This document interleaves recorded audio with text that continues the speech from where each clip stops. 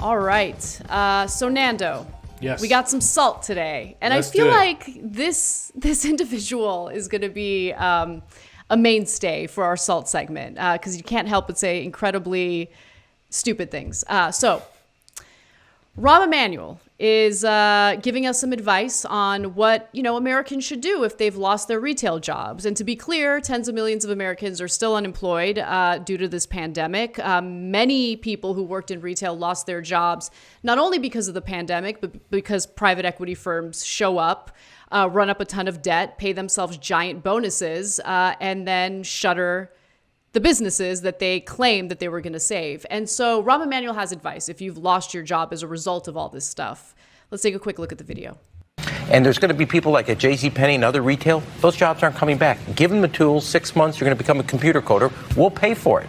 And you'll get millions of people to sign up for that. They are not going back to parts of the retail economy, and we need to give them a lifeline to what's the next chapter.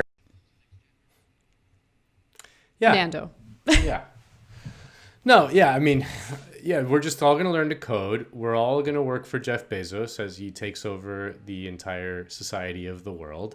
We're all just going to be plugged into the computer and just like, a big giant plug right in our face and just feeding into the giant beast that is the new Amazon techno-feudalism. But yeah, I mean, it's crazy that Rahm Emanuel, it's not crazy, but Rahm Emanuel is just still out there doing his thing. I mean, it's hard to overstate just how influential he's been inside the Democratic Party since the early 90s when he was an advisor to Bill Clinton in yanking the party as far right as possible. I mean, he was the architect of the 2006 wave election that brought in a ton of blue dog Democrats. He then was mayor of Chicago, obviously, where he covered up the murder of Laquan McDonald and stuff like that.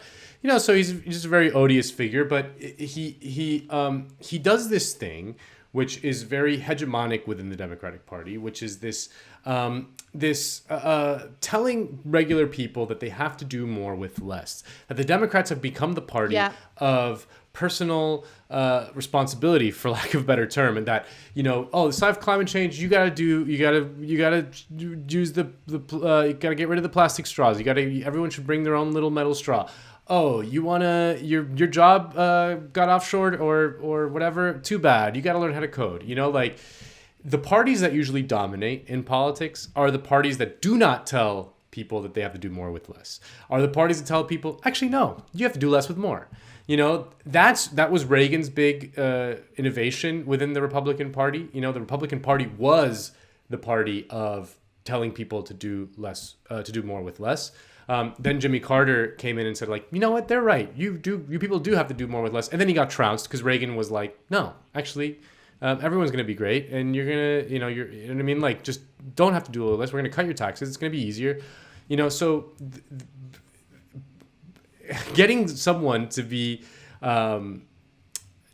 this idea that they have to like get tough with the voters and tell them like, oh, like if you want to have a better life, you got to do more. That's just poison. It's just absolute poison. It never works. It's never going to work. It's like banging your head against the wall. But Rahm Emanuel is the chief enforcer of the Democratic Party when it comes to that line. Yeah, and I mean, he added the part of we'll pay for it, meaning we'll pay for your coding education. But going to school is not the same as having being gainfully employed. Having enough money to provide for yourself and your family. And losing your job is so insanely disruptive. So just put yourself in anyone's shoes, someone who's lost their job, and you watch a video like that where it's like, we'll pay for your education. You'll learn to code. Okay, no, easy, how am I going to pay my bills right now? Yeah. You're right. Everything policy-wise is coming from the Democratic Party right now. You're right. It puts the onus on the individual. It's never about, it's all about you.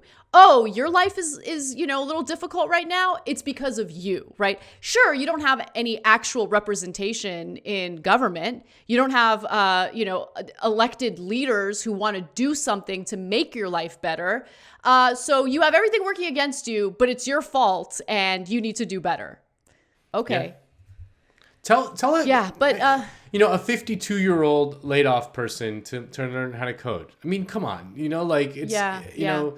It's it's just such a it's such a big ask for people. And the thing is, even if, okay, say, imagine, wave of a wand, everyone learns how to code like in Matrix style. You implant the chip in your brain and you learn how to, I know Kung Fu. I can now learn how to code in 2 seconds. If everyone knew how to code and there was just a giant supply of coders, then the wages for coders would collapse, because the supply and demand. I mean, come on, it's not that difficult. So, this idea that you can educate your way out of, or that education is the key to, the downward, reversing the downward trend in American incomes that has been going on for the last 40 years is not true, because if everyone were like that, then there'd be an oversupply of those jobs. Like, what we need is good quality jobs that for everyone. I mean, it's not everyone can't be doing the same exact thing. Like, there's millions of things that need to be done in the society. And if everyone just is coding all day. Yeah. Yeah, you're totally right. And there are very few politicians who understand this and communicate effectively on what needs to be done, while also giving people hope. And I always love to hear from Bernie Sanders to kind of counter the disgust that I'm feeling by people like Rahm Emanuel. So why don't we watch what Bernie has to say? How much of that can Joe Biden do without Congress? Well, obviously, as Donald Trump has shown us, the power of a pen on executive orders is very significant, and I hope he utilizes that. But I do believe, we talk about bringing a very divided nation together, and there's no question, in a very painful way, sad way, our country is divided.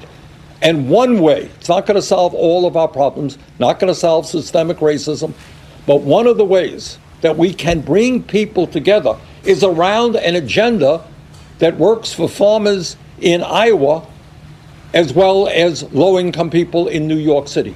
And there is a commonality of interest that we have. All of us need health care. All of us need decent wages. All of us want our kids to be able to get a college education. For too long, in my view, the Democratic Party has not been as aggressive as it should be in addressing the needs of the working class of this country. And that is why Trump has done so well with those people. It is time for us to expose Trump as a fraud and to address the real needs of working families in this country. And when those people stand up and say, you know what? Yeah, I want my kid to be able to get to college. Yeah, I want my mother to have decent health care and to be able to afford prescription drugs. Yeah, I'm a farmer and I know what climate change is doing to my farm and this country. When we address the real needs of the people of this country, they will come around, they will demand that Congress act. Bernard. Simple message. Yeah, man. Yeah, not that difficult. Of course, the libs are all smearing him for being some sort of proto-racist and for that comment. I mean, come on, like who can disagree with anything that he said there? But what has the Democratic Party done? What has the Democratic Party done? I want them to answer this question, and they never will. But what have they done to root out racism in America? Nothing. I want to know. Literally nothing. Nothing. It's disgusting. Joe Biden himself. I mean, like Kamala Harris mentioned in the Democratic debate against Joe Biden. Joe Biden himself was key in turning the Democratic Party away from anti-racism in the 1970s when it came to school busing.